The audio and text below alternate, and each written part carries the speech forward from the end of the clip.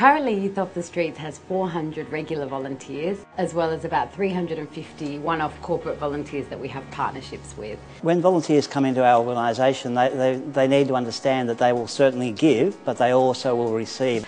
I believe all kids have a right to be loved and cared for, and anything I can do to show care, it's a privilege. Youth Off the Streets has a couple of programs that we can't do without volunteers. Certainly Street Walk, which is a really significant service. Street Walk is one of those programs where we intercept young people when they first become homeless, and we try and refer them to different services, particularly accommodation. We get the young people into refuges, and from the refuges they move on into schools, or they move on into drug and alcohol services. Last year, for example, we got 4 kids from Street Walk, that is, who were living on the streets, into one of our schools, and those 4 kids all got their school certificate. And they will tell other kids that are new on the streets, who will then come and approach us about, I need a place to stay, or I need a blanket, I'm hungry. And they have somebody they can trust because they don't actually have that at home.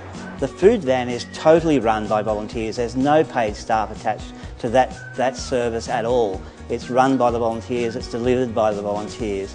We don't discriminate, we feed anybody that wants to come along. We see people that without us coming up there, they wouldn't eat, and it's just fantastic to be able to give them a meal and give them some nice hot coffee. You've got to think about the organisation and what you're giving to the organisation. Our high schools are really nurturing environments to help kids prosper, and we heavily rely on volunteers to support those services. I'm the maintenance volunteer at Key College, which involves general maintenance of all the outdoor areas for the kids, but also the boys' bathrooms and ad hoc duties. My husband and I come in on Mondays. I prepare lunch while he gives a geography lesson. We don't have the resources to have the number of teachers that other schools have, so having volunteer teachers, having people come into those schools to cook them lunch, to teach them everyday living skills. So those few areas we just could not operate financially without the use of volunteers. Giving money is all very good for the organisation, but for yourself you feel better if you're actually interacting with the people. Kids need just a normal everyday person around them too. They bring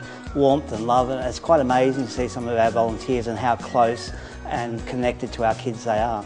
Everybody starts off a little bit apprehensive about what they can really do with young people and what kind of challenges they will face, but I've found it just a totally positive experience. Mentors have been proven to take kids through to higher levels of school. So a school kid that gets a mentor at year 10 with a mentor is able to get through to year 12. That's an incredible thing. I actually have 2 people now that I'm mentoring and teaching to drive, both of them, and I feel I've developed a relationship with them which is probably as good as the relationship I had almost with my own kids. Every young person needs a cheer squad. You become part of that cheer squad no matter what you do in this organisation. We are always looking for new volunteers. Whether you can mow a lawn, cook a barbecue or play sports with kids, we've got a spot for you at Youth Off the Streets.